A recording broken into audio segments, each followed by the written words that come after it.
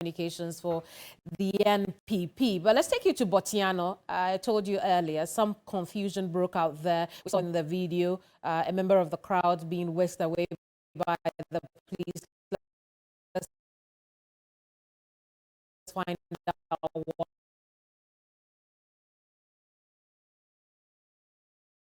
why. Richard Bright Ado is help us understand the video. It will seem that Richard is not available right now, but there you see it. We've seen that also in Tema West. We've seen that in Adansia Sokwa. We've seen it in other parts of the country. But like I said earlier, it's been largely successful. We are counting down to the end of voting. But we also know that we broke here that the elections have rounded up in Yendi. We'll tell you a bit more about that. But right now, let's try Botiano again. Richard, can you hear us and tell us exactly what happened over there? Yes, Kamini. I was saying that the last 5 minutes to 10 minutes has been very dramatic here. Lots of security officers around. There has to be that reinforcement from the security agencies because what we understand or what we gathered is that 5 of the delegates were suspended from voting in today's election. But somehow 2 of them managed to vote, leaving the 3. Now these 2 who voted belong to the incumbent MP, that is Sylvester Tete. But the other side also said that once they allowed the 2 to vote and the 2 belonging to the incumbent MP, then the other 3 should be allowed to vote. Now, this did not go down well with the camp of Sylvester Tete, and that resulted in that altercation with exchanges of blows, as you can see in that video. And so as we speak, the election or voting has been disrupted. It's come to a complete halt. With the security agencies trying to control the crowd and managing the situation here. Now, bear in mind, this thing happened just about 5 minutes after the chairman, the national chairman, Stephen Tim, had come here, did some fraternities and then left. Then the confusion broke out. And so what is happening now is that the election has come to a halt.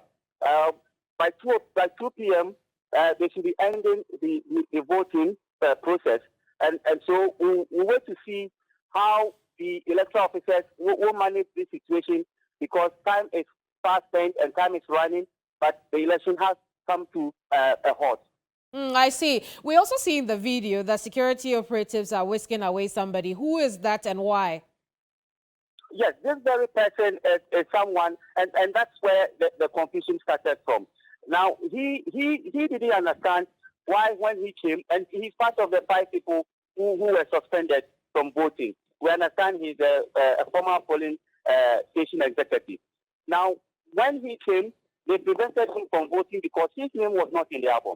Now, another person comes in, that's a lady. I see. And she was in the process of voting, and this man rushed him and said that he will not allow the lady to vote. Now, his point is that, and you could see because they opened the album for us. Now, this lady's name was in the album. You could see her picture as well. But the understanding is that it is the husband, that brother, who was supposed to vote, but the husband is absent. And some way, somehow, they found the name of this lady in the album instead of the husband. Now, that resulted in the other man, preventing the lady from voting because he was not allowed to vote. And so the police had to fix this man away. In fact, he was virtually arrested. I haven't spotted him yet. He's been taken into the car and drove away. I do want us to talk about the elections. What are electoral officials saying? Because we know we are counting down intensely to 2 p.m. when voting wraps up. What are they saying? Is there an extension there? Yeah, so there's likely to be that extension because as at 12 p.m., about 800 delegates had cast their ballots. Now we have about 1,114 delegates who are expected to cast their ballots. 800 of them had cast, and just 20 minutes later, the confusion broke out.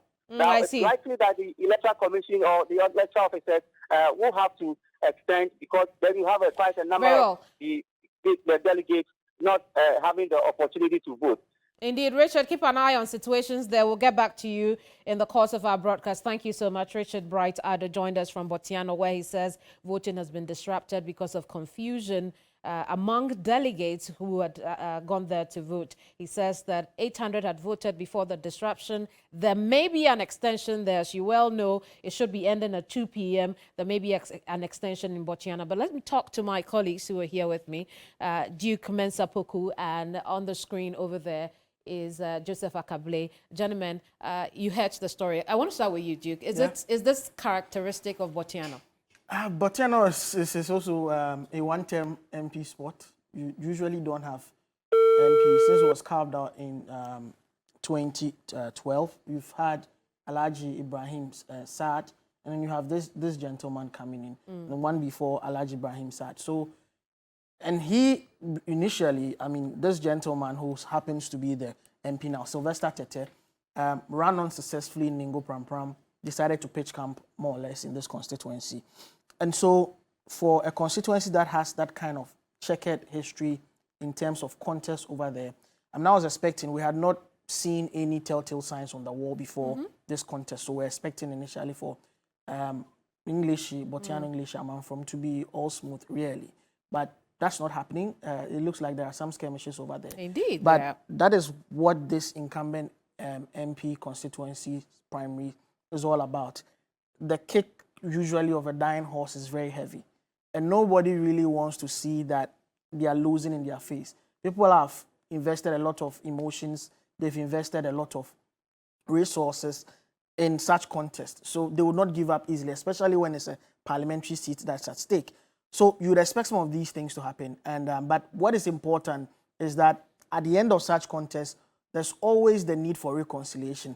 You make the reconciliation process a lot more better if you have in place some sort of a mechanism to assuage the grievances of the contestants so that they know that they lost fairly if they lose, and then you can bring together all forces to fight the general election. Other than that, you'd come out fragmented, and the NPP is the first party to really, I mean, is the best party to know about this because of how they are suffering in Parliament now. It was because of such fragmented contest in 2020. They could not bring their forces together, and then they went in, lost a lot of seats, and now they are a limping majority, which has caused them a lot of issues in governance, including e-levy, which we were told was the antidote to the IMF. But here we are, having copped the second tranche just this week. So that's how it is. It could play into the election if these skirmishes and these spots of violence and skirmishes are not really treated very well. We'll touch a bit more on that, but let's hit the phone lines again, speak to former Member of Parliament Okankwe North. In Isaf Husseini, I understand it's not all over the phone. He himself lost the, the contest. Yes, in Okankwe North. You want to make a point, Blake? On that constituency, Indeed. Sylvester's constituency, if you recall the NPP presidential primaries, Right. the role he played, I mean, throwing his weight behind Alan Chairman. Absolutely. And so I believe that is an What is important factor in all of this, because that explains why, you know, there are those who believe that those MPs, there is some grand plot underway to get them out of Parliament completely. They are individuals who broke ranks. I mean, people had described Dr. Mahmoud Bawumia as the establishment candidate. These are MPs who went on their way. There were very few of them. I mean, we didn't see a lot of them, even though they were always making a point that there are others who are behind the scenes. Some of them came all out and said that, look, I am behind Alan Chairman in this particular race. Then the man, unfortunately, does not win and decides to leave the party. But Sylvester publicly says, okay, I'm now supporting our party's presidential candidate or flag bearer in this particular race. But I wonder why the party hasn't done anything about that. Because for those who had gone to, you remember the top four, or is it five? Yes, if Blaise theory holds, don't forget something similar happened in Evaluate Jorajomorodra. Yeah. Catherine Ablema Afeku. Catherine Afeku also supported Alan. Remember, same issues, alleged mafia, quote and unquote, caused that election to be postponed. So I seem to align with what Blaise is saying. And in politics, people don't forgive that easily. Anything For you is to fair, have it's broken fair game. ranks to say the vice president, the established candidate, we are against him, people would want to punish you. I mean, it's the reason why for some of these races, they tend to advise people who are at the front, and there's always the potential that you have to come together and work with a winning flag bearer, that sometimes it's better not to stick your neck out completely, because if you do that, then you risk having such challenges. And that is how come it's important that we look at some of these areas. Indeed. You remember the Member of Parliament, those who were pushing for for the finance minister yeah, to step for aside. yeah. Those are also places that we have to pay attention to. I mentioned that earlier. Subin, Asante Achim North, yes. Asante Achim Central. Yeah, those are all areas that the contest there will be key. And all the individuals who are participating, those who are on the other side, they'll have to pay attention to what happens there. And when that happens, that is when you can have some of these things happening, because everyone does not want anything to go wrong. You want to be sure that the rules are being followed closely. But if that be the case, surely these MPs should know that there will be consequences, particularly because the party has told us before that you cannot be an MP and be declaring support for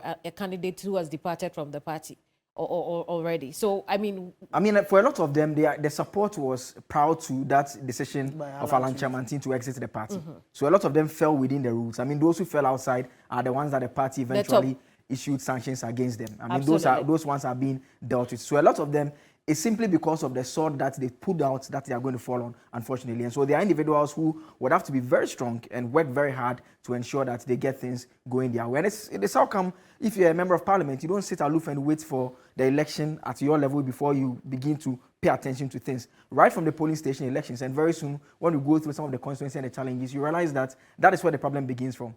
If you are not paying attention and making sure that you are getting your people to be executives, so that when they are calling for delegates, they are on that list, then you are even losing the election before you even pick your nomination form. There's a lot of math to do when it comes to, the political play, right? A lot of permutations here and there, and putting your when you're playing the chess, you need to put your game where you think you can win. But the confusion has also occurred in different forms. And like you mentioned, the challenges, some that occurred before today's elections. Let's go through some of them. Where are we seeing legal hurdles? So if you pick a place like Mampo, I mean, if I'm going to categorize them, I would say that Mampo is very similar to a place like Obuasi West and Agona West, in the sense that all these are areas that they had issues when they were electing. Is it Obuasi East or Obuasi West? Obuasi West. This is Kweku Kwatin's area. I mean, they had issues there. All these are areas that they had issues during the polling station elections.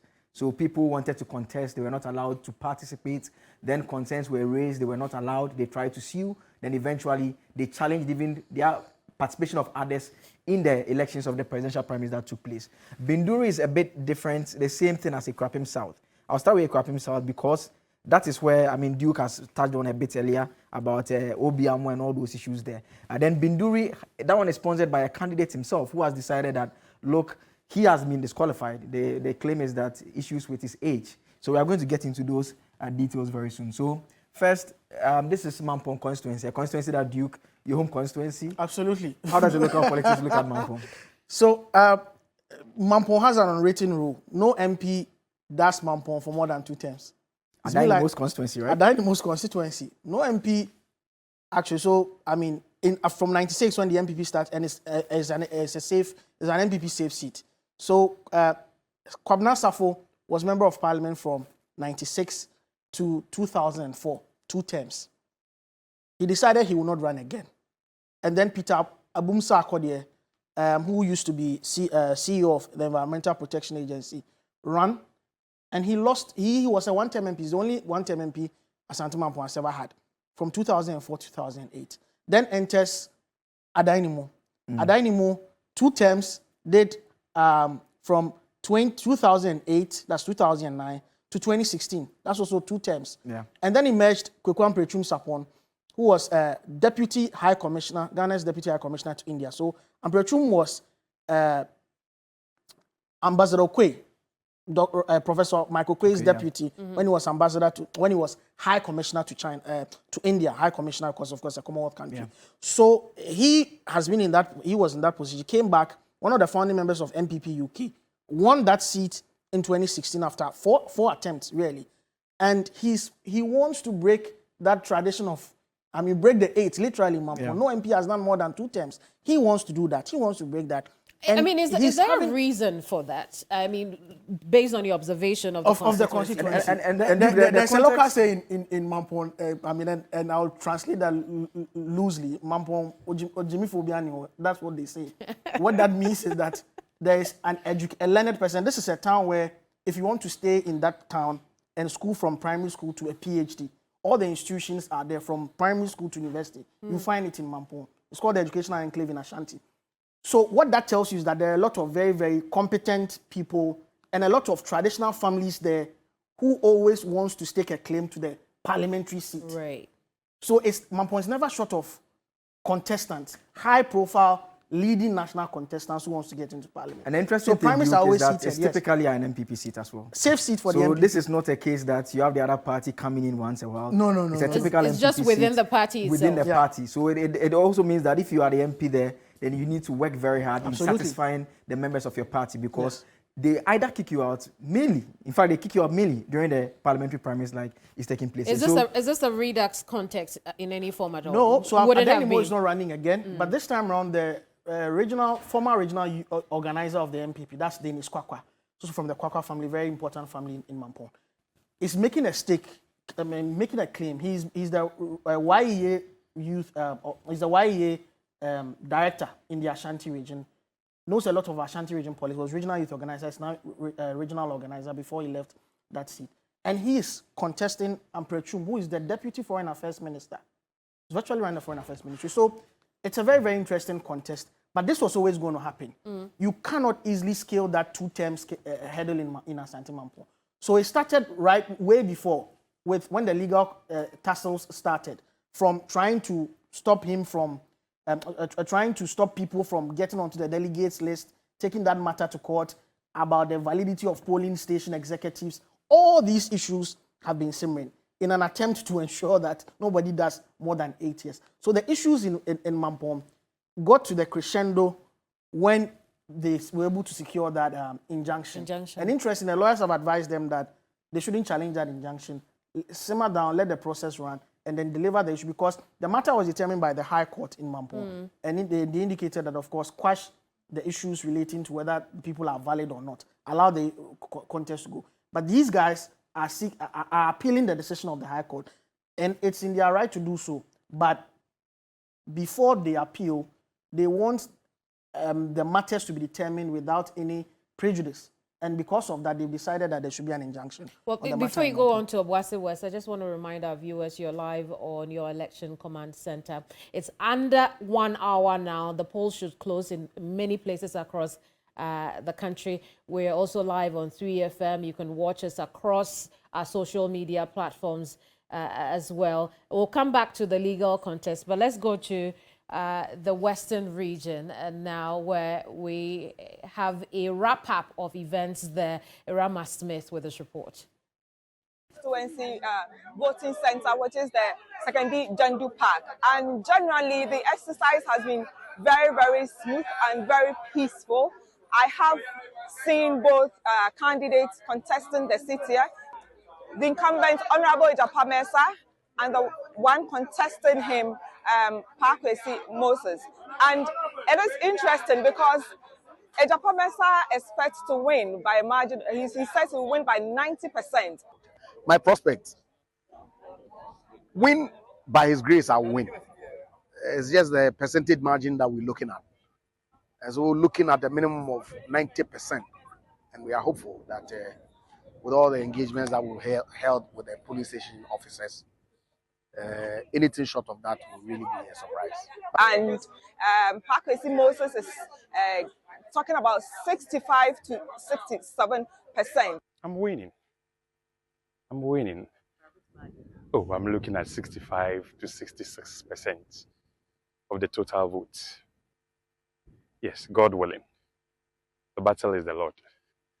So, per what the delegate told us earlier on, we believe it's going to manifest after the proceedings today. So, we are expecting a massive vote for Benjamin Pakwesi Moses. In total, 481 delegates are expected to vote, and over 400 have voted. At the last count, it was left with less than 50 people. So I believe voting will soon be completed, and then they'll wait for the 2 p.m. deadline when they'll start counting the votes. I've also moved to the Takoradi constituency. I've been to Esikado constituency and several others around the region, and it has been generally peaceful. At the Takoradi constituency, delegates were lined up, ready to vote. The banter was actually happening at where they had queued up to vote because misunderstandings about who should go first and who should follow. But generally, it has been peaceful. At the Esikado constituency as well, most of the delegates had voted and things were going on smoothly. Vendors had taken advantage of the people gathered there. There were on sale were party paraphernalia and of course edibles that they had lined up to sell. I have not seen any delegates being induced with money and other gifts. I haven't seen anything as such. If such a thing should happen, then it is not in the open. In the Takoradi constituency, there was an earlier issue with the choice of venue, as two of the candidates were not happy with the current venue, that's a Trinity Presbyterian Church, because they said there had been an earlier meeting with the commander of police and they had all agreed on the Bedu Ado Park. So they were surprised to be told that the venue had been changed to the Trinity Presbyterian Church. And they were expecting that there would be another meeting. Fine, they were told that there was supposed to be a funeral there, so they could not use that venue. But they were expecting that there would be another meeting. So they had written a protest to the executives. And as at yesterday morning, it had not really been resolved. But from what is happening this morning or today, it seems that has also been resolved amicably. So voting is generally ongoing. 633 delegates from 15 electoral areas are expected to vote in the Takoradi constituency. When you go to the Takwa in Swayem, about 1,500 delegates are expected to vote in what is the biggest constituency in the Western region. The incumbent MP, George Mekuduka, is being contested by two others. Over there, everything is going on smoothly. The difference is that they have about 5 zones where they are voting. So it is moving even extra faster than what is pertaining here. But generally, it has been peaceful. Era Smith, TV3 News, Takoradi. Smith, with that wrap up from the Western region, we are continuing to keep an eye across the country, particularly now that voting is about to wrap up in places where there will be no extension. And here at your Election Command Center, the conversations will continue. But before we go any further, we've been joined by Director of Research and Innovation at the KSTU, Professor Smart Sapo. I try not to pay the 5 cedis. You're welcome. You're welcome to our coverage today on NPP's parliamentary primaries. But before we come to the conversation, Blay, I was wondering if I should call you Joseph or Blay, but I think I'll go with Blay. Yeah. So before we go to Obuasi West, let's hear from Prof. Prof, how has it been for you? Well, it's been good. We've been following events closely. And I would start by, applauding the committee. So far, so good. I don't think we've heard much of disappointing events or chaos at the various centers. I came across one that supposedly came from Adansia Sokwa, our good friend, KT Hammond, angry and kind of trying to... I know you have a word or two about the conduct. Yes, he's being economical with his words. Threatening to inflict harm on his in the presence of security personnel. In front of the policemen. That was very bad, extremely disappointing. Seriously, somebody like me never expected that side of him. I never even knew he had that side of him. It could be so radical. Why not? We've seen him. He's one of those firebrand MPs. He does so in a more of a jovial way. Ironically, I saw an earlier video of him dancing. They were singing some Jama and he was dancing. This was after the hit. Yeah, exactly. The Jama, so he was cooling off the steam. Yeah, events like this could be mad if some of these things come from people like him. Quite disappointing, but we hope that by now he's calmed down. I'm sure the security handled the situation. That's why we didn't see excesses or the issue escalating beyond what we had. Apart from that, I think across the country it's been quite cool. We hope to see how the day rounds up. He was threatening to inflict harm to his contender. Should the security personnel have taken it more seriously than just deal with the situation and douse the temper? At the instant of the event, I'm sure the best is what they did. Maybe after the elections, he would have to be cautioned or made to sign something to indicate his readiness to be of a better behavior when a similar opportunity comes. This thing is not tolerated, more so being done in the full glare of why? What do you take the police for? In the presence of the police? You are saying these things. If not that you were a senior That's man. disregard for what for the uniform they wear. Quite unfortunate. We will discuss it further. But for now, I think the situation has been handled well by the police. But after, the police may have to maybe call him to, something. While you munch on, what you tell us later on KT Hammond's conduct, let's go to Inshieso constituency, where one of the aspirants, George Odum, has alleged there was a massive voter inducement on Friday night. He also alleges one of his contenders paid between 3,000 and 4,000 cedis. Now, Odum also admitted paying 500 cedis to delegates. Former national chairman of the NPP, Peter McMahon, has described the development as criminal in an interview with Ashanti region correspondent William Evans Inku.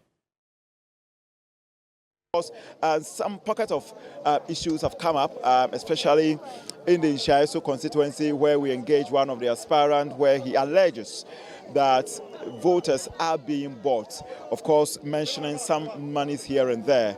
Oh, people have paid money. Some have paid 3,000 and all that. You see, let me tell you something about. I have not paid that amount. So let me say, how much have you also paid? Okay, let me explain something to you. I said to the delegates, me, I don't work for the government. I do my own job. So I have no government support in this campaign. No party support. I'm doing everything on my own.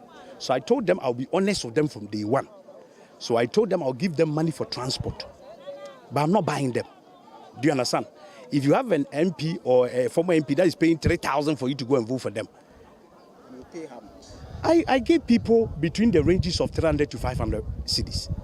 Owe it as a duty to stamp out corruption, bribery in our elections, be they internal or general elections. But at the same time, I would like to add that don't take the voters for granted. Our voters are discerning in this country, and they will not always give in to bribery to influence their votes. But I have heard that some people were bashed, etc. Only last week, in the Iowa primaries in the United States, DeSantis bashed delegates because of the coldness. So if people are coming from far and somebody is able to provide transportation, I don't have any problem with that. But mind you, there is a PNDC law 284 on political parties' activities, Article 33, 34, which clearly states that bribery, influencing a voter to vote for you or treat him, giving him some form of treatment, is a criminal offense. I'm not going to condone criminality in the New Patriotic Party, and I'm happy that in the Code of Conduct and rules governing this election, the NPP came out boldly and stated in the rules and regulations that whoever does anything like that should find himself in the criminal aspects of our life. TV3, and this is your election command center. Let's have a quick chat with former Okankwe North MP Isa Fuseni, who's been observing the elections. Good afternoon, Isa. What are your observations so far? Good afternoon to your viewers, and good afternoon to you in the studio. I'm thinking that given the circumstances, the organization so far across the country in the 102 constituencies have gone very well. So far, so good. I see. I want us to talk about voter inducement, and it would appear that the party has not learned any lessons, or perhaps candidates have not learned any lessons. It's still brazenly being done. What's going on there? This whole issue of delegates inducement. I think that I always want us to look at it within the bigger scheme of affairs. The speaker or the contributor just before me was mentioning a particular PNDC law which actually abhors this sort of act. But I think that as a people, as a nation, we have to look at it in a bigger scale. A scheme that will even encompass funding of political parties and all of that. And until we look at it in that sort of manner, it's going to be very difficult because this delegate inducement is something that is affecting our democracy, and it's something that we need to do something against. But I'm sure we as a people also take a stand against it. It is going to be very difficult. I see.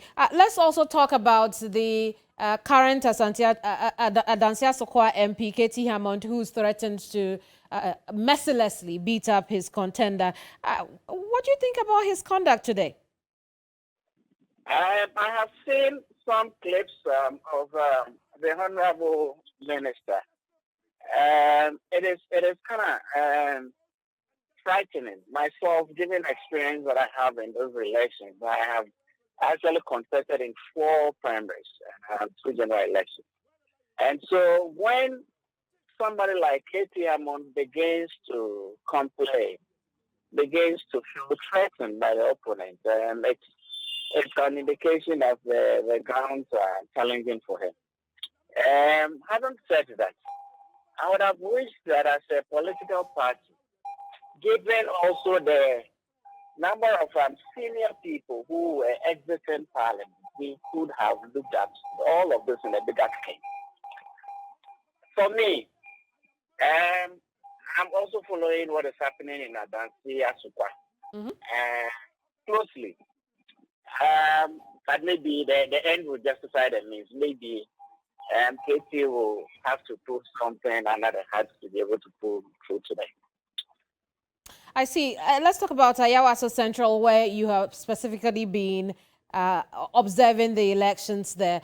What would you say the conduct has been so far? It's been very peaceful so far. From what I gather, Ayawaso Central was picked up as one of the flashpoints, and so the security presence there was very huge. Everything has been orderly. I've been in and out of the place, but I have not actually heard of any specific incident happen.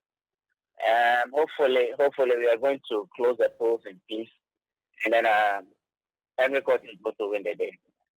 I want to ask you, observing these elections, any nostalgic feelings? Certainly. I have been through quite a number of those primaries, and it's mixed feelings.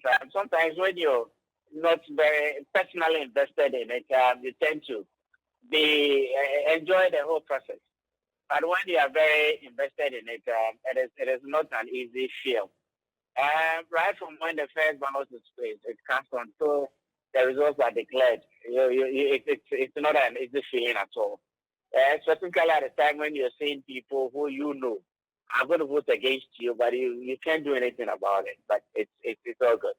I mean, there are stages of it. And as a politician, I look forward to more of such experiences and more of those elections. So I'm just taking it in my own stride.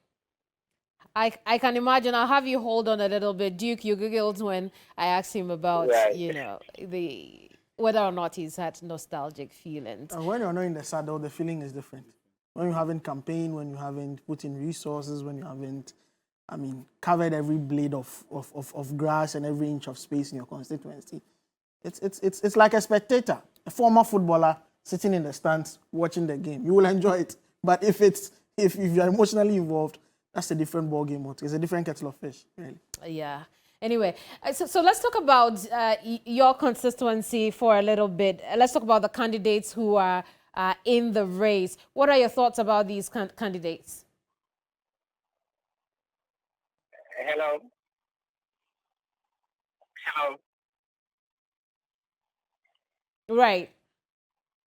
Isa, can you hear me? Yes, I can hear you, but can you Right. repeat the question? Let's have it again. I want us to look at the Ayawaso Central constituency and the candidates there. What are your thoughts about them? There are two candidates. The regional minister, who already has done 3 terms in parliament, is seeking to go for the 4th term. Former Deputy Minister of Interior, former Minister of the National Security, currently the regional minister. He's seeking to go for another term.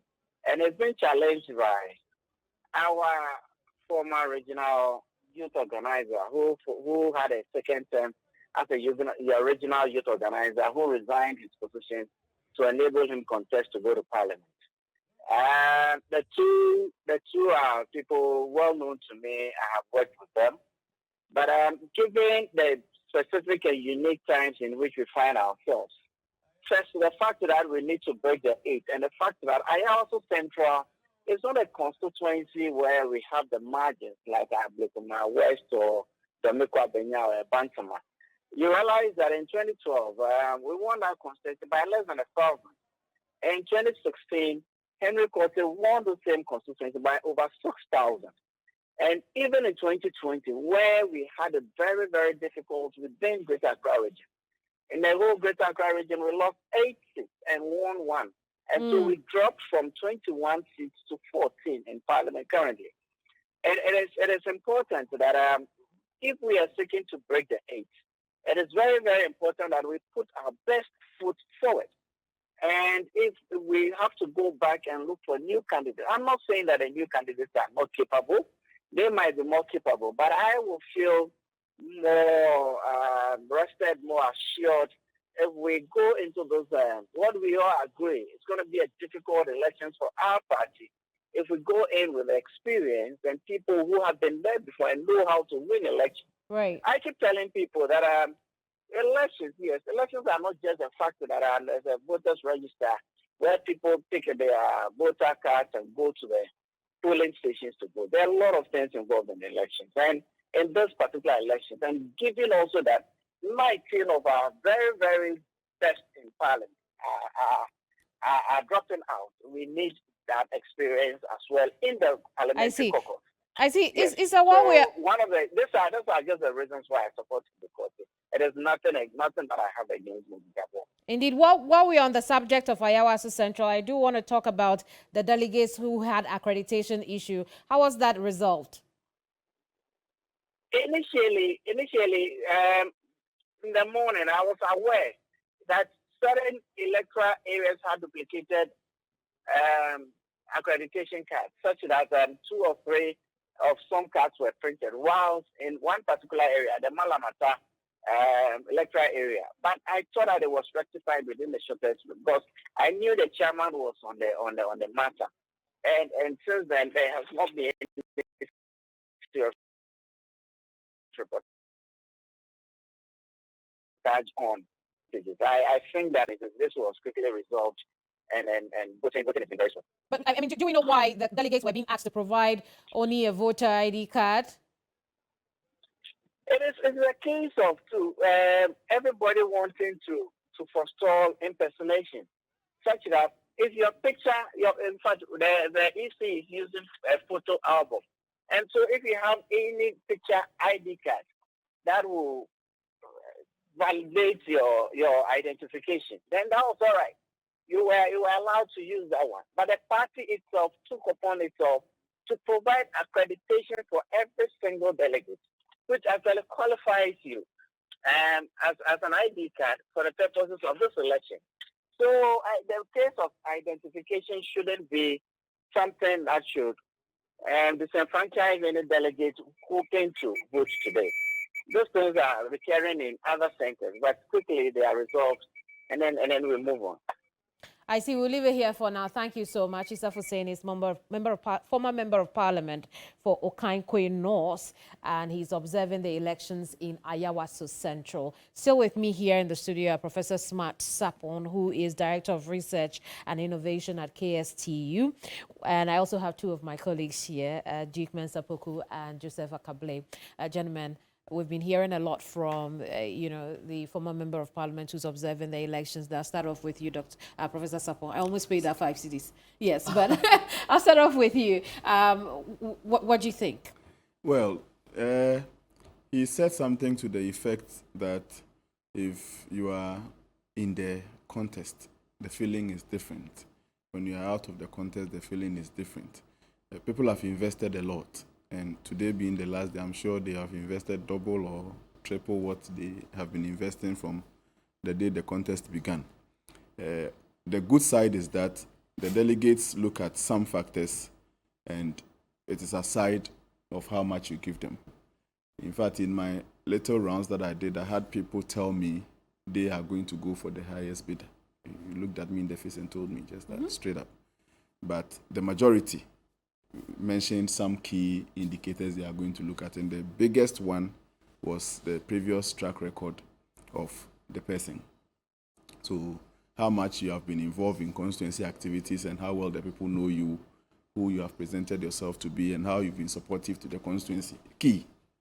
Your track record, very key. It accounted for about 45.9% of the factors that the delegates said they were going to base their voting on. Closely followed by human relations, 38.7%. I see. Yeah. So. But that's only on paper, right? Yes, it's on paper, and this is aside money. Aside money. So I've carefully put it aside money, and I'm telling you, I had people look at me in the face, knowing very well the cry of the Ghanaian people over this monetization of the political space and all those things. Still insisted that, Prof, seriously, we will go for the highest bidder. Yeah. And he told me free. So, and I mean, that it also raised a lot of questions about where they are getting the money from, because it makes this an expensive process, and drives out people who could have, genuinely done something. Represented people very well. I heard one of the aspirants saying he could spend because he doesn't work for the government. The one that started by saying others paid much, meaning he paid but quite little compared to what others paid. He ended this conversation by saying he doesn't work for the government, he makes his own money, and so people like him could not be questioned as to how much they pay to induce people to decide on their behalf. But I mean, it is not a matter of where you get your money on. It's about the one-time, the use of the money, the profligacy people display. I mean, on an occasion like this where we expect reasonableness of minds to come to the table and decide who best can represent a constituency. It's not about where you get, for me, it's not about where you get your money at all. It's not about people spending government money on election. It's about money and how it is. Look at that lady at Ejura during the NDC contest who was throwing money into it. Is it a question of where she got the money? No, you don't do that. You simply can't do that. And so I beg to differ with the gentleman, the aspirant who thought that because it was his money, he can use it to do whatever he likes and all those things. Blair, it would seem the OSP will have an easy job identifying some of these people this Definitely, time. And Peter McMahon's interview, he was right on quoting section 33 and 34 of the Representation of People's Law. And it's in two forms. So there is the vote buying aspect, then there's also treating. So treating has to do with you are giving people food, you are paying for entertainment for them and all other items. So we have laws that we've decided that we've criminalized such conduct. And Prof is spot on when he makes the point that the gentleman who spoke, the aspirant, clearly completely misapprehends the law in force now. He seems to think that because it's not public funds, no one can question that. The whole point of those laws is the fact that we want elections to be a contest of ideas.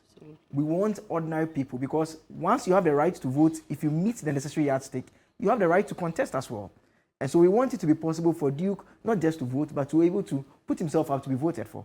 But where there are restrictions that are financial in nature, like we are seeing it at play now, it becomes a challenge. And the OSP has said that, there's been this discussion about whether this election is a public election. The OSP 2 days ago stated quite clearly that as far as they are concerned, until any interpretation comes from the Supreme Court, they will treat any election, it says, unless it is taking place in your bedroom. In your room. Anyone that takes place outside, whether it's SRC election at Legon or wherever place that it takes place, when there's any influence and that goes contrary to the representation of people's law, they are going to come in and they are going to arrest you. And we've seen them do that in the previous elections as well. Duke, you understand the political landscape a lot. Do you think that we'll ever get to the point where people are not selling their votes? Look, it's about how tight we make the system, right? In terms of, for instance, this issue about providing motivation, incentives, transportation, and the rest. I've suggested on this platform before that if it's really indeed about transportation and getting people there, why don't you have the candidates contribute to a pool of funds administered by the party, so that after voting you take that as your TNT to go back? Fair. You get the point. Otherwise, very soon we'll have people with all forms of ill-gotten wealth getting into politics, not on the strength of their ideas or because they have some novel policies or they really are concerned about the national issue and the national concern. They're there to further their interests, business interests, all sort of interests, and would have... Why do we have laws which prohibits people from bringing monies from outside to fund our politics? Because we guard our national sovereignty very jealously and wouldn't want other people determining who should be our leaders in the country. That's what's at play here. And we really need to get serious. Otherwise, there will be a situation where people who are interested in our resource richness as a country do bring in all sorts of manipulation. You have 200 members of parliament who are sponsored by a multinational or a foreign corporate entity interested in our resources. And they'll vote like zombies because they are the ones who put them there. They are the ones who buttered their bread. So this is a very, very important issue that we need to have a conversation about and root out. It's bad. A bit more on this a little later, but let's go back to Ayawaso Central, because former regional minister and a prominent member of the NPP, IC Kwe, has been speaking on Henry Quarter. He says that Henry does not deserve the seats. Let's take a listen. Inshallah. Inshallah. It was by the grace of God. But why your decision to support Moses? The decision is that actually somebody has had 3 years. He has no respect for anybody. I brought him into being. He has no respect for me. He has no respect for he doesn't do any politics. Last year, I got Moses and all that except for him. And then he came and started playing rubbish. When you say he has no respect for you, what exactly are you referring to? What I mean is that he's been insulting me all over the place. He went to report me even to the president because I don't like him. You are seen as a godfather of politics in Ayawaso Central. I mean, how confident are you of your influence in the constituency? Much so. That's IC Kwe on Henry Quarter. Duke, IC Kwe obviously played a really critical role in 2012, although, I mean, they lost the election. But he was really important to the campaign, and here he is again, even though he looks quite frail, talks about the fact that Henry should not be taking Ayawaso. Interesting. I mean, I'll take you to a territory that you're familiar with, Lagos state politics. Remember the 2015 election over the governorship race, when Tinubu, who is now the president, indeed, he decided that Ambode will not run again and Ambode will not be any brought Sanwo-Olu. And Tinubu being who he is in Lagos state, the godfather, Ambode lost, hands down, and he lost. He was a one-term governor. Sanwo-Olu has gone on to do 2 terms now currently. So this is where we are with Ayawaso Central. A godfather who is trying to, I mean, this Henry Quarter was his PA. Yeah. Even some people have said that Henry does not hail from the constituency. But IC Kwe did everything to bring him to run for that seat and make him the member of parliament. He obviously feels peeved. But you know, politics is also in phases and in cycles and in generations, if you like. Some would say, look at him, he can barely walk. His influence is winning the constituency. But we'll see at the end of the day if this is weighty enough. If really IC Kwe is still the Agbina man in Ayawaso Central, or his influence has waned, and he's finished in politics, if you would say, and then Henry Quarter is the new sheriff in town. I mean, I'm really keeping tabs on that constituency. It tells a lot. It would really, because, I mean, sometimes people start out very good relations.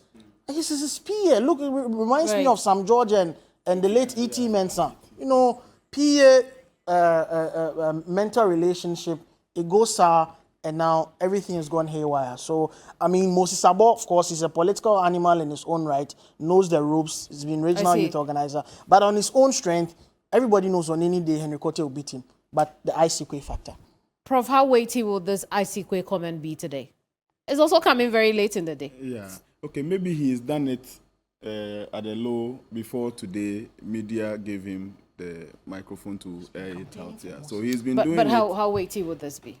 Well, if his basis, if Sheikh ICQ's basis for this conclusion is the fact that Henry is not doing a prototype or being just like him or doing things the way he would have done it, then for me, it is non-starter. We should allow diversity. We should, I mean, allow that two people, even from the same home or even twins, may do things differently.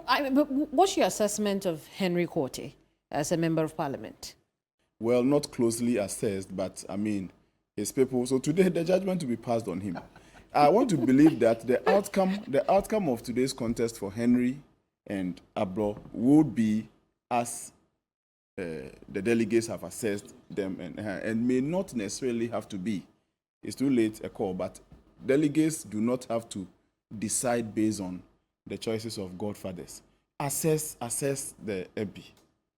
Vote for him based on what you like about him or what you don't like about him. Not that you, the delegate, would oust your mind and take in the mind of a certain godfather who perhaps time and, things have changed a lot from their time to now, from Kufuor 1. But we can also not appreciate, we cannot deny the influence of godfathers in the politics of things. I'll let you take a bite on that, and also for you, Blay. But let's take you to Takwa Inswaim right now. In that constituency, voting has ended in Takwa Inswaim. Over 1,300 delegates voted there in 30 electoral areas with 252 polling stations. Voting ended before 2 p.m. We understand that counting will start shortly. We're still counting down to when voting ends in many parts of the country. Counting begins and some provisional results, maybe even confirmed results are given. But here at your Election Command Center, as we continue to bring you the updates from the ground, we will lace it with some conversations here in the studio.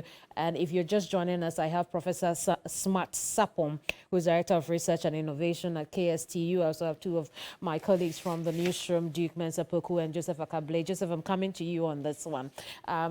Take a bite out of what you've heard so far from Ayawaso Central. Henry Quarter as a member of parliament, the weight of ICQ when it comes to the polity of the place and the election today. I think that constituency is very important to the NPP, especially because if you look at the surrounding constituencies, they tend to move towards the NDC side. And so it's a very important seat that they've been able to hold on to for some time now. The other point is that Henry Quarter as regional minister, it sometimes gets very confusing because you are in the Greater Accra region, you're a member of parliament here, yet a lot of the time the things that people see and hear you doing are in your role as a regional minister. Mm-hmm. And so I have lived in that constituency before. And so the question that it begs again is that, well, is he on the ground? Is he doing things for those people in those areas? And Prof makes the point strongly that, I mean, whether you've satisfied them or not is what they are going to tell us at the end of the day. For Sekai Sikwe's role, I think it will be very difficult. I don't think that that may necessarily be what will cause him to lose if he loses. I mean, and if he wins, I do not think that that will be anywhere affect them. I think that there's the generation that is changing and the voter population is changing significantly. Trust me, Kemini, there are a lot of young people today that you go out there and you ask them who Sekai Sikwe is. And these are people who are the ones who are carrying the polling station items. They are the ones who are following and campaigning for these candidates. Some of them do not really know him. I mean, he may be influential, and that's why you heard him say that, look, the gentleman went to report me to the president. I mean, that tells you that clearly the disagreement between them is on a personal level. I do not see him point out that he's not doing A or he's not doing B or for the people of the area. or that is not helping the constituency in a certain way. It's more of or less of maybe look a bit like the E.T. Mensah and Sam George scenario. A lot of the time when people nurture people and they take on their roles. We can also go back and say that Rawlings and Professor Mills, for instance. There's always the point that the father figure, you want to exert such control that sometimes if they don't get it coming their way, it becomes problematic. And when you decide to be your own man, then you may fall into such situations that you find yourself. So this time around, the other gentleman that he's also been nurturing over the politics, okay, look, I've blessed him now. We'll go back to Takwa Inswaim because the incumbent member of parliament has been speaking to us. Here's George Mrekuduka. It is not over until it is over. Me, in politics and in election, I don't underrate anything. I make sure we do the right thing and you are declared. Until you are declared, don't give any chances. Are you looking at the landslide and I say maybe some percentage deal for yourself or what? Oh, I'm hoping for a win. I'm hoping for an absolute win. George Mrekuduka there, he's incumbent member of parliament. Remember, we have told you that voting has ended in Takwa Inswaim. We are waiting for counting to begin post 2 p.m. We'll let you know what's happening there. But we also have over the telephone now, First Deputy Speaker of Parliament, I beg your pardon, and Member of Parliament for Bekwai, who is not taking part in the primaries today because he has chosen not to be part of the 2024 election. Jose Wusu is joining us via telephone. Good afternoon, Honourable. Hello, good afternoon. Fantastic. What are you hearing from your constituency? Well, I've just heard the constituency. It's going very smoothly. The queues were very well organized. People were provided seats. So it's been practically incident-free. As at the time I was leaving there about 50 minutes ago. I'm in touch with them every minute, and so I know that it's going on very smoothly. You're widely reported to have thrown your weight behind COP Alex Mensah. How would you say your candidate is doing so far? What are you hearing? Well, what I'm hearing and the discussion and all the activities I've observed is that he is likely to win in this election. This COP Mensah is likely to win. I see. But one would argue that as a member of parliament, I beg your pardon, I'm going too ahead of myself, but as a member of parliament, the sitting MP who isn't going again, how appropriate do you think it was for you to throw your weight behind COP Alex Mensah? There's absolutely nothing wrong with exercising my choice. Out of the 4 contestants, supporting one and openly touting that I suggest or inviting people to vote for him. There's absolutely nothing wrong with supporting any one of them. I'm not the holder of the elections. I'm not conducting the elections. I'm not in any way holding any balance. I'm just a voter like anybody else. You're not concerned about the baggage Alex Mensah comes with. We're still waiting to hear on that ad hoc committee and what role he may or may not have played in the plot to oust the IGP. It does not... What was it that he was charged with? Was he charged with any offense? But he's being investigated. Was that not a consideration for you? Frankly, I've been wondering, what was it, that whole thing about? That he is supposed to have spoken with somebody in a private conversation and discuss his immediate predecessor or his boss, sorry. So what was it about? What was inappropriate about that? Criticizing his boss in a private discussion? I thought what should interest us is, how did it so happen that a private discussion became a public matter? So for me, there's absolutely nothing wrong with criticizing your boss to another person. What is inappropriate for whether that person or some other people to record a private conversation, play it out, and then also based on that to make a case and ask an investigation. I've been wondering, what is it that the investigation is about? So what I'm asking, Honourable, is in your consideration to support COP Alex Mensah, did that play any role? What happened anywhere? I'm asking in your considerations to want to support COP Alex Mensah, did that come into play for you? At all. COP Alex Mensah has been a policeman. His record is excellent. Absolutely nothing wrong with his work. Very well. I mean, from all that I've known and had the report and his work I've done, he has seen various positions he has held. There's not a single occasion that his competence or his integrity was called to question. So I have absolutely nothing against his candidature. So if your candidate of choice does not emerge winner today, would you continue to show leadership with whoever emerges? Look, democracy necessarily leads to people rallying behind one candidate or another. In the internal elections, it's called choice. After that, it's over. Whoever emerges the winner, the whole of you, the constituency, the party, rallies behind that. That's exactly what I'll do. Whoever emerges the winner, I'll urge the rest of us to rally behind that person and campaign with him or her to win.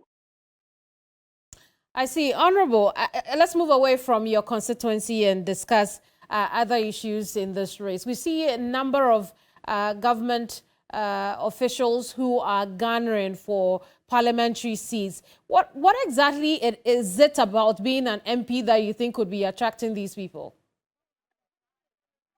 I've been wondering myself. I came also from that background. I started politics from the very bottom. I was a polling station chairman. I became an electoral area coordinator. I became a constituency chairman. And then I was appointed chief executive of DVLA. My natural direction was actually to become an MP. But when I was appointed chief executive, I worked to support the sitting MP. But at times, either the desire to see something change or the eagerness to do better moves you. There are times that people believe that probably will be better, should I say, better remunerated as an MP.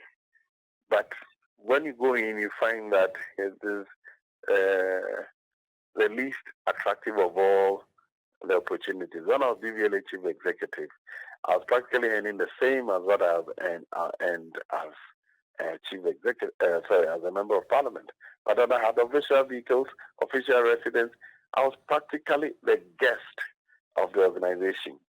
But when you're a member of parliament, for the same resource, you take care of yourself, your driver, your security. Well, now security has been provided. And then the rest of your constituency. The difference is huge. But, you know, we don't complain. If you're a leader, you don't complain. You encourage people to move. So, not many people know the challenges with being a member of parliament. They find it attractive. Of course, you always be among the first people to be identified at every public place because you're a member of parliament. So some find that very attractive, and probably that's one of the reasons why many people who are holding otherwise a lot more lucrative positions striving to take the seat of a member of parliament. I see. Speaking of your time at the DVLA, you left the DVLA to contest. I want us to talk about the Comptroller and Accountant General who is refusing to leave his post to contest in the primaries. What are your thoughts about that? Well, as I say, like I'm saying, he probably thinks that it is more honorable. I'm sure he knows, because he also knows the salary structure of members of parliament. What he may not know is how much out of that money that you personally can use on yourself and your family.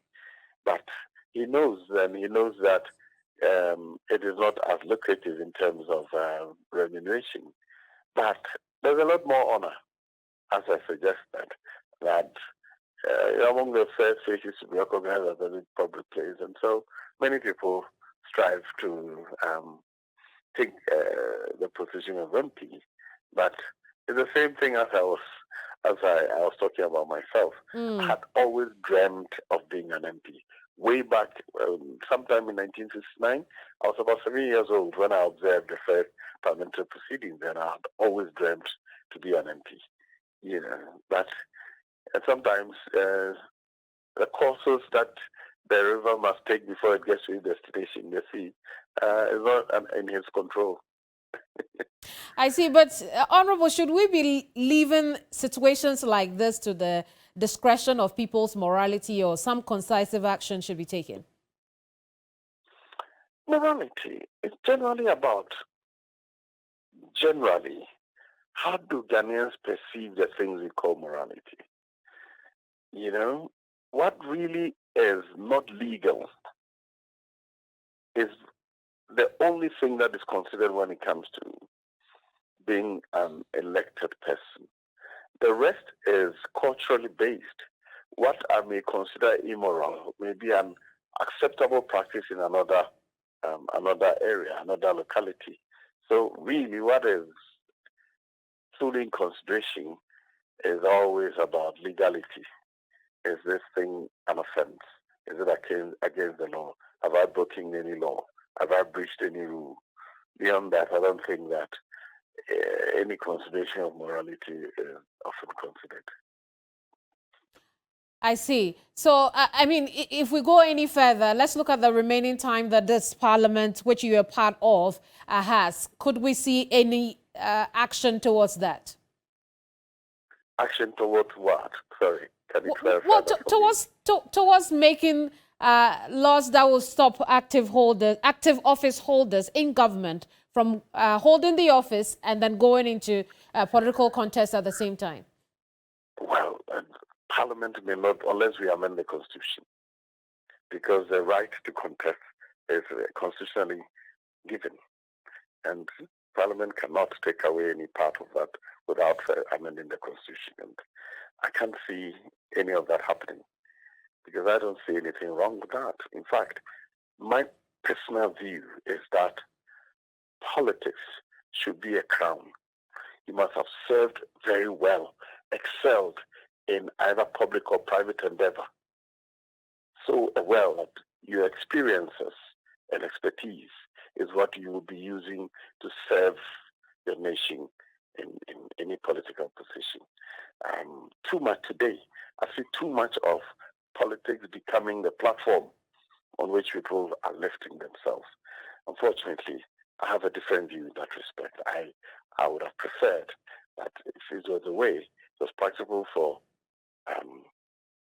politics or political appointment to be the crown for people who have excelled in whatever they do. If you're a painter, the person who has excelled in painting will go into politics. If you're a mechanic, the person who has excelled in the work of a mechanic, that goes. If it's a tailor, the person who has excelled in that. If it's a lawyer, it's a person who has excelled. That's what I would have wished, so that the country gets the best of experience and expertise at the public service level. I see. I want us to talk also a bit more about that experience that you mentioned. At least 19 of you are not returning to Parliament by choice, including you. You may not owe us an explanation, but I'd like to ask anyway. Why have you decided to hang your parliamentary boots? Well, after 4 terms of Parliament, I think, and rising to the Deputy Speaker of Parliament, I think I've done everything that I ought to do. 16 years of my life used in public service. Another 6 years before that, I was serving at DVLA. And I think some of the best part of my life in public service. I think it is time to move on. Are you retiring a happy parliamentarian?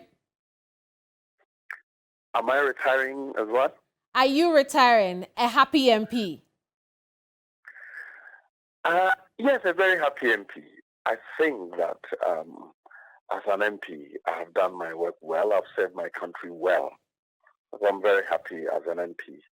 There's a lot more emotional stress in being an MP, which is not discussed. Nobody evaluates that, but I'm sure that if anybody was going to take time to evaluate the emotional stress that members of parliament endure, I'm sure that if that was evaluated and published, it became a matter of public health concern. I see. Now, let's look at those of you who are leaving. Should it be a source of concern to the party that all these experienced hands are going away? Many more young people are coming in, all the same, but the clout that you're taking with you, should it be a source of concern? In fact, it is. It is a source of concern for us in Parliament, even those of us who are leaving. We are worried that if we look back for the people who are staying behind,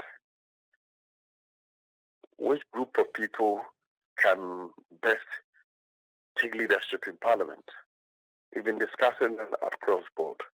And so we made it a point to try and work to support some of the seniors who are not coming back, who are not leaving, so that they can return to hold the fort. Elsewhere, leaders in Parliament are protected by the institution of Parliament. So, for example, in some countries, the majority leader is not contested. His seat is never contested.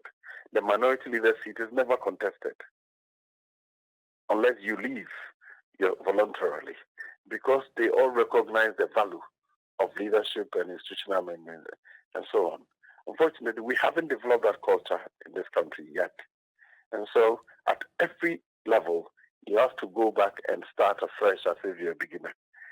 That comes with its own financial and emotional stress, and then at any point in time, after half a year, your attention is divided.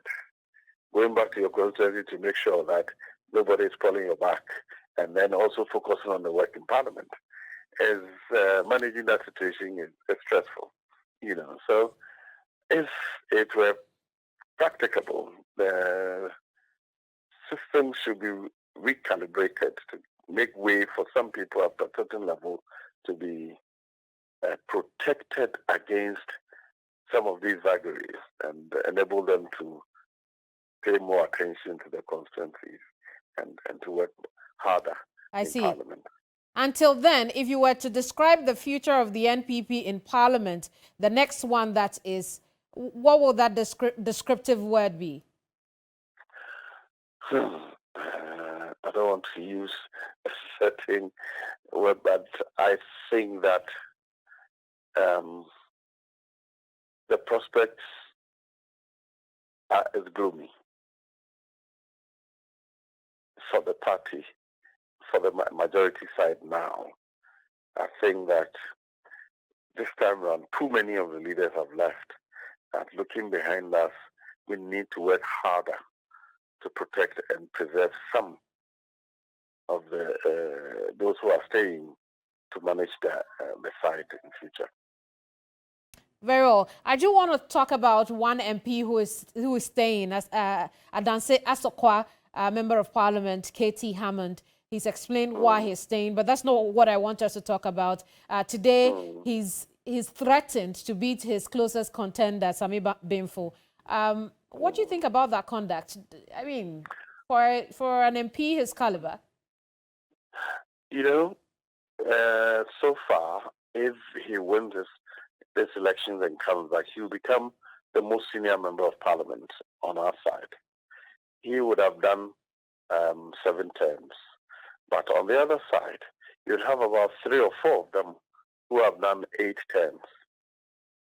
So the current minority have a lot more senior members on their side who are returning than our side. If you look at the front bench of the minority now, all of them have done 4 terms already. They'll be coming back for their 5th terms. If you look at our side, the current leadership, if you take out the majority leader, the next one is Afenyo.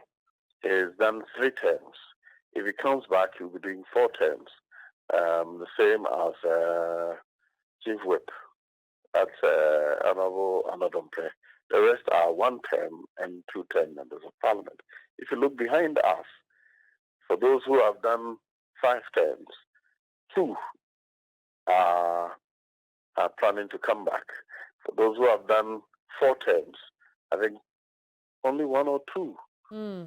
Yeah, 2 are planning to come back.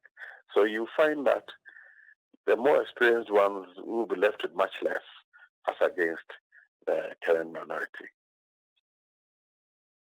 Is that not more reason for KT Hammond not to display the kind of behavior he has shown today? Has he shown something, sir? I'm not aware. I've not paid any attention to the news outside the choir. Well, I can tell you, in the presence of the police, he threatened to mercilessly beat up his contender. Let's take a listen to that.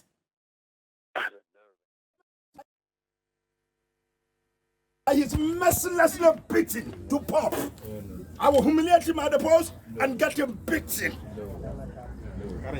Well, I'm going to I'm just putting you on notice. I will not disorganize anything here. But get him wherever he is. He should leave town. Chief, you are too about 24 years in the come and see. My top boys. Maybe. Now, Mr. Crabby, who could take AK-47? A mobile baby, no one, a person get to the ground. Now, they are begging. I said, now, what more Burunga? Some of them came to my house, my trouble. Now, what about that? My trouble, without trouble, who free here? I'll poor like you. Over woman, Mr. Commander, and I am going to give him a showdown. 2 forms of showdown. I'll beat him here, I will humiliate him here, and then organize for him to be beaten physically. Thank you very much. Obviously, you cannot see the temper, but you can hear. He was talking specifically to the commander and his subjects at the polling center. Well, what I could hear, unfortunately, I'm not seeing the optics, I'm just hearing the voice. But this is very usual of KT. He has a way of dramatizing situations. You know, for those who have known him, you see that he enjoys the drama, but generally, he's not a violent person. But when does it become too much? When is the point where he should stop? The drama. Well, as I'm saying, from the voice I've heard, that is so usual of him, dramatizing, and that's also an art of communication, you know, but obviously he's not a violent person. I see. What we see today in today's election again is voter inducement. Is there a reason why that continues to persist? Why do candidates think they have to induce delegates? I don't know whether inducement is an appropriate one, but I told, I think one of your stations, Unia, that listen, I live at the choir, but from the polling station to my house, I didn't walk. I drove. If I didn't have a vehicle of my own, I would have taken a taxi. Okay, that is cost to me. So some are coming from some of the farthest point of each constituency to the center to vote. Those costs become an issue. We should bear them. So generally, those who are coming to vote expect that, well, you should bear the cost of coming to the center and back, and sometimes providing some snacks for them. Some think that the party should bear those costs. But if you're an active party person, you know that the party is hardly able to raise money of its own. So it generally becomes the responsibility of the contestant to try and persuade people to come and therefore bear the cost. How you describe it, of course, whether it's inducement or whether it's in whatever way you describe it, it's become part of the process of ensuring that people are processed or facilitated to travel to their constituency headquarters or voting center to vote. I see. Then again, there are those who are waiting to receive, allegedly, between 3,000 and 4,000 cedis. That is not transportation money, is it? Well, I don't have any evidence to that effect, but it depends on how deep your pocket is. We make gifts all the time. I see. Take this for transport. Take this for transport. People who visit you in your office, you give them money for transport. So how deep did your pocket have to go? Yes, it's how much you give. No, for you, while you were in the contest, how deep did you have to dig into your pocket? Oh, well, it depends. Whichever year, each year was different.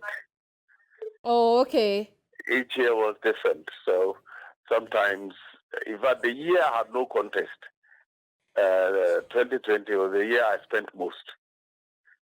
I see. I can imagine that was also affected by economic indices. But what was the range that you'd usually give for transportation, if that was the case? Well, I'm saying that it depends on who. Some get more, depending on where the person is coming from and how loyal the person has been to you. What we call transportation is also a way of rewarding people, showing gratitude. So for me, it's an everyday thing. Every day I am at the choir, I'll give money to somebody for one or other reason. How much I give any individual, it depends on what I know that person has done or continues to do for me or for the party. Indeed. But before we go, what would you miss most about Parliament? What is the what? What would you miss most about being in Parliament? When we are able to go around challenges. There are several times that in our work we have disagreements. But then we leave the debate, go back and sit. What is your problem? What is the challenge you have with this agreement or with this law? You put your proposal on the ground, we discuss it. Say, okay, if you remove this and added this, would that suit your purpose? Yes. Okay, the minister who is proposing it, this group is proposing A or B. Can we manage that and we come back neatly? I always enjoy when the opposing side negotiate and reach a consensus. That is what I will most miss. I see. We'll leave it here. Thank you so much, Honorable. My pleasure. Honorable Member of Parliament for Bekwai and First Deputy Speaker Joe Sewusu sharing some deep knowledge about the electoral process with us here on your Election Command Center. But still with me, Professor Smart Sapong, who is Director of Research and Innovation at the KSTU. We also have Duke Mensah Poku and Joseph Akable, who are here with me at the TV3 newsroom. Gentlemen, you heard that conversation. I didn't expect it to be long, but as we went along, it got interesting. Prof, your thoughts on particularly the voter inducement? He says, no, he wouldn't call it inducement, but you have to help people. Very much like what Peter McMahon has said when he compared with DeSantis of the U.S., who bussed people to voting centers to vote because of the code. Yeah, and the Honorable was quite smart about the entire discussion. Yeah, he does it all the time. That's what he says. He says there is no single day that when he's in Bekwai, he doesn't get to help one person for one issue or the other. That is fantastic. It's a lifestyle. And that is not what we are talking about. We're not talking about the daily lifestyle of politicians and the fact that they welcome people. It's like a hospital. When a typical politician sits, people queue, next, then the next person comes and goes. Consortium. Yes, consortium. That is fine. That is not what we are talking. We are talking about the particular actions that they take for purposes of getting people either to come and vote or vote for them. That is what we are talking about. But I mean, maybe he does it almost all the time, but we have people in this contest who the constituents don't know. The delegates haven't felt this relationship that Honorable Joe Wise have with his people. They have just come to more or less buy the seat. And some, if you remember, somewhere around Seshi or so, somebody was talking about dollars and Bibiani. Bibiani. I don't know what has become of that issue. he had already planned the money he would give people. Stash dollars. We never know what has become of that where issue? it comes from. What has become of that issue? Maybe. But gentlemen, quickly, I want to say and announce that voting has officially ended, particularly in places that started on time. So a few places that may still be voting. If you're in a highly populated area or people are still in the queue, voting will continue until the last person votes. But for the others, voting has officially ended. If voting was disrupted and there's been an announcement of an extension, perhaps you'll still be voting. But it's past 2 p.m. and voting has ended. Counting is beginning. On your screen right now is Bantama, where Francis Asenso-Boakye and Raf Ejapon on a head-to-head contest over there. I know that the two of them were near fisticuffs this morning over singing. Oh my goodness, Duke, Duke, is that how bad tempers can get?